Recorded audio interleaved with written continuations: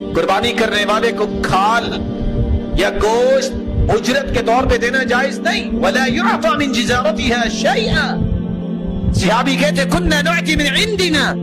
ہم جس سے قربانی قصاب سے کرواتے قربانی کا گوشت اس کو نہیں دیتے تھے بطور اجرت نہ کھال بلکہ پیسہ دیتے تھے. ہاں اگر گوشت اس کو دینا چاہتے بطور تحفہ دے دو لیکن اجرت نہیں. رسول اللہ صلی اللہ علیہ وسلم نے فرمایا جو قربانی کرتا ہے وہ خود بھی کھا سکتا ہے. قربانی کرنے والے کو چاہیے فَكُلُوا مِنْهَا وَأَطْعِمُوا الْبَائِسَ الْفَقِيرَ. خود بھی کھائے فقیروں کو بھی دے نا امیدوں تک بھی پہنچائے جن کو کوئی بھی نہیں پہنچاتا. فَكُلُوا مِنْهَا وَأَطْعِمُوا الْقَانِعَ وَالْمُعْتَرَ. خود بھی کھاؤ اور قناعت کرنے والوں کو بھی دو جو مانگتے نہیں ہیں ان کے گھروں تک پہنچاؤ.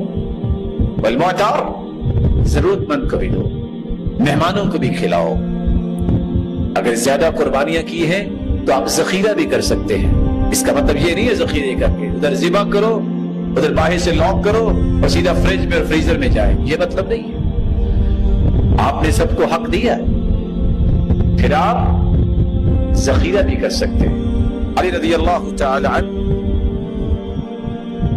ان کے سامنے جب سفر سے آئے کھانا رکھا گیا فرمایا یہ گوشت کون سا ہے؟ کہا قربانی کا. کہا اتنی مدت ہوگی ابھی تک پڑا ہے. میں نہیں کھاؤں گا جب تک اللہ کے رسول سے نہیں پوچھوں گا. اللہ کے رسول صلی اللہ علیہ وسلم سے پوچھا آپ نے فرمایا کلوہ من ذی الحجہ الی ذی الحجہ. ایک ذی الحج سے لے کے اگلے ذی الحج تک بھی کھایا جا سکتا ہے. ہو سکتا ہے کچھ لوگ کباب بنا کے رکھ لیں چلو مہینے بعد 4 کباب لگا لیا کریں گے کوئی حرج نہیں. شریعت نے اس بات کی اجازت دی ہے. سلسلہ صحیحہ کی روایت ہے.